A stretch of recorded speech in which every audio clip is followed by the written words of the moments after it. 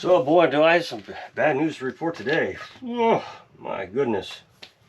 Thought I'd do a video in front of the fire, try to give people some peace of mind with all the struggles going on right now. A lot of people like for me to do a video in front of the fire. It's kind of relaxing. Not everybody has a wood stove, and a lot of people want a wood stove. The other place people like for me to do videos is out in the woods. But today I thought I'd do a video in here. I mean, it's not that cold, but I just felt like doing a video in here and just got the fire started. I'm trying to get it to heat up, get the chimney to heat up, because once the chimney gets hot, then I can close the door and then you get this draw through the chimney because your heat rises. Well, while the chimney's cold, you got to get that flame good and hot. So, sit here and wait for the flame to get good and hot and talk to you about everything that's going on in the world. It's crazy. I've never seen a time like this in my life. It's the scariest thing I've ever seen. I mean, as you know, about half the country, is my understanding, is out of electric, and there's no diesel fuel or propane or natural gas being supplied to millions of people, and they're just freezing to death. It's crazy. The gas prices are so high right now that people can't even get in their cars to stay warm. Food prices are through the roof. So, hundreds and thousands of people are starving to death right here in the United States. It's crazy. And I've been trying to advocate that, get a wood stove and split your own firewood. I mean, if you did it this year, it'd been too late, because you need to really get the firewood to dry out and get that 20% moisture content. So, I mean, I didn't even have a solution for you. But with fuel prices being through the roof and energy prices, nobody can afford to heat their homes. So the electric companies are shutting off power. And the other thing is all the power plants, they ran out of fuel. So there was no way to actually get energy to your homes. It's been pretty catastrophic. And then, of course, we had that cold spell, what, two weeks ago, I guess it was? It got down to -8 here. Our water froze about -6. I was pretty happy with our success. We still got water from the well because our well can't freeze. I've explained that before. Everybody in town didn't have any water.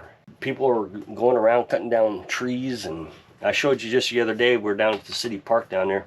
There's a tree that had fallen over. And sure enough, everybody went over there and started cutting that tree up. I would imagine right there in that big cold spell.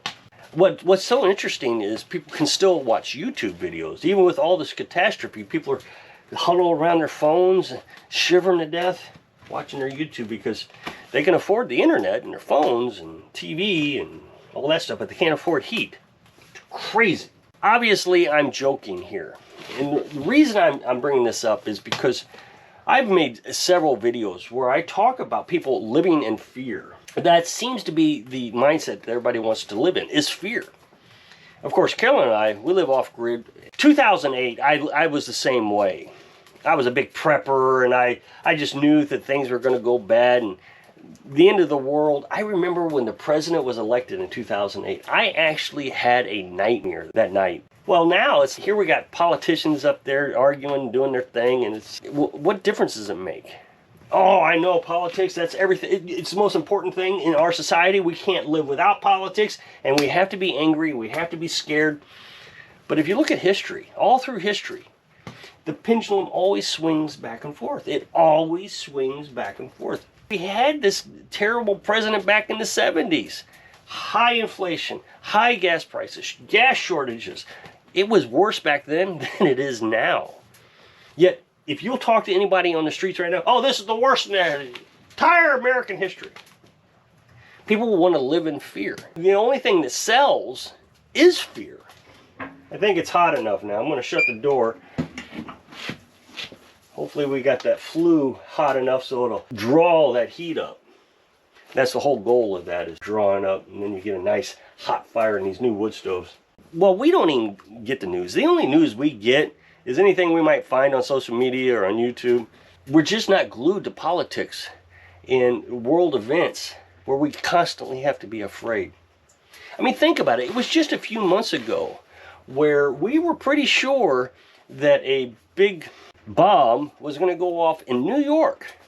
New York was spending tax dollars for a commercial on how to prepare for a big bomb. I can't use the word, I don't think. And YouTube videos were being made on how to protect yourself from radiation poisoning. And well, what happened? Where did that go? I mean, I thought, so fear. We have to be afraid. And so I made a video. And the thing is when I look at my YouTube analytics, when I make a fear video, and I try so hard to be careful that I don't over-exaggerate and give predictions. I just tell you what's going on and say, okay, if this actually happens, this is what we got to do. And my views go up significantly when I talk about something terrible that's going to happen in the world. But anytime I talk about, man, living off-grid, disconnecting from the news, is really relaxing. There's no stress involved. I'm ready for everything. I'm ready for anything. Energy prices go through the roof. I don't have to worry about it. I'm sitting here with my wood stove on. I'm going to have to take my shirt off because it's going to get too warm in here, my sweatshirt. If food prices go up, we're producing our own food. So I don't have to worry about that. I'm trying to sell a dream. And people don't want a dream. They want to be afraid. There's people out there, they'll say, oh yeah, you got this perfect solution. You're going to be okay no matter what happens. But they still go after the fear. Here's what I think. I think people invest in a big home, big cars. They dream of a more simple life. There's two things going on in your brain at one time. It's called cognitive dissonance or something like that. Cognitive dissonance. When there's two things going on in your brain, same time, they're completely different. Like, you know it's raining, but you feel like you should be able to get in your car and stay dry. It's kind of a ridiculous example, but this is a real event where people will have two thoughts and believe both of them are true, when there's absolutely no way both of them can be true. They dream of a more simplistic life, but then go out and buy the new car and go out and buy the new TV. And they can't reconcile the differences. Well, now they have this TV and this dream. They have the TV and a big house and a dream of living off-grid. And then something fearful happens. And they say, well, you're not going to be able to get any electricity to power your TV in your big home, and you're not going to be able to have enough heat in your home, and your prices are going to go through the roof, and you're not going to be able to afford your home. So now you're like, man, I should have went off-grid. But I can't afford it now because I'm so busy trying to heat my home. And so you're stuck because you've had these two thoughts in your head at the same time that conflicted with each other. You have to be afraid. So then you got a guy sitting in front of the camera and he tells you, hello, happy Saturday. Boy, do I got some bad news for you today. Ha ha. I'm not fear-mongering, but a huge bomb is going to hit New York, and we all have to be prepared for that. Okay, you want me to have a happy Saturday, but at the same time, you're going to scare me to death, so my Saturday is ruined, because now I have to jump outside and prepare for a big bomb to hit the United States, and I got to seal up my windows. Oh, I just can't stand it. And so we live in a constant state of fear and stress. Well, Carolyn's over there right now. She's petting the cat. Cat's kind of been a big deal in our lives. As I made a video the other day where I was talking about not overstressing my life. That we raised chickens. We were going to raise pigs, but we thought, you know what, that's too much work. Chickens give us all the food that we need. Why go and start some other project? And I was talking about YouTubers. They have a million projects going on. Rabbits and ducks and chickens and horses and pigs and just cows, and they got it all. And what they're trying to do is grow their YouTube channel. Then you, with your cognitive dissonance, look at this guy and say, my goodness, look how busy he is. And so now you're stressed that you're going to be too busy if you go off grid. You're stressed because if things continue to go wrong, which they're not going wrong, you're not going to be able to afford your home. I mean, look at gas prices. They've done nothing but come down since summertime.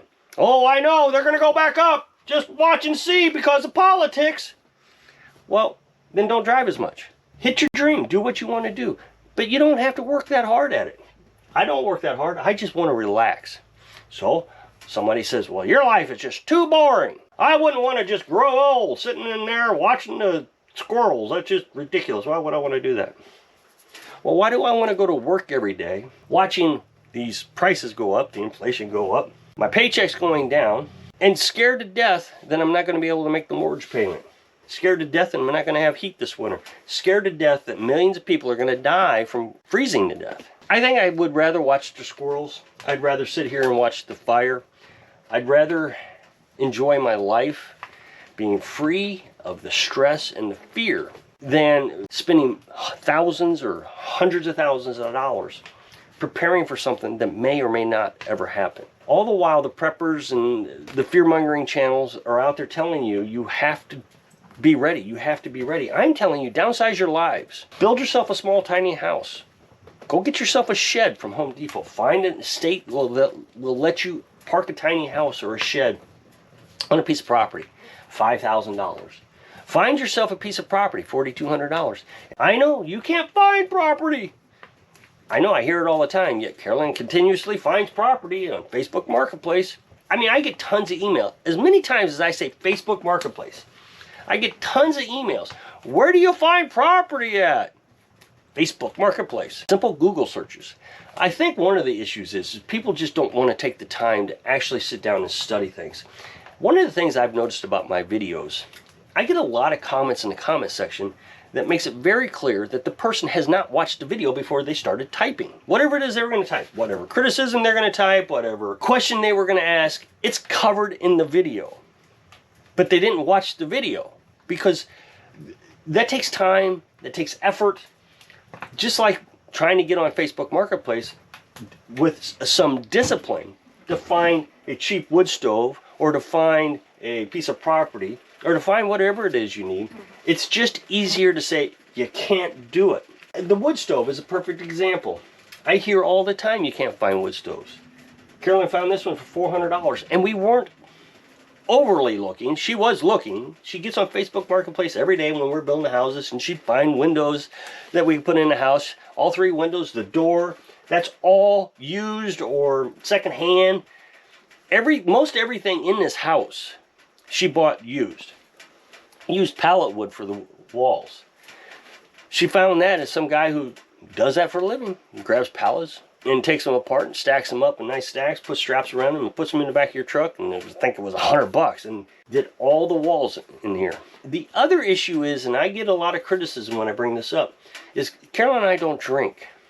So we have all that money savings, and since we're not drinking, we have the time to do other things so we can find the resources that we need or to study something that we don't understand.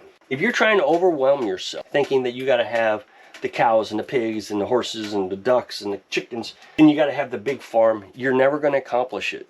I hear too many people say, I need 20 acres, I need 10 acres. This is 1.5 acres, and we have found the freedom that we need to live out the rest of our lives watching the squirrels. As boring as that may be to some people. So if you can click this up next box, take you a video where I was talking about not working too hard. So I hope I can inspire you to stop being afraid. Thanks for watching.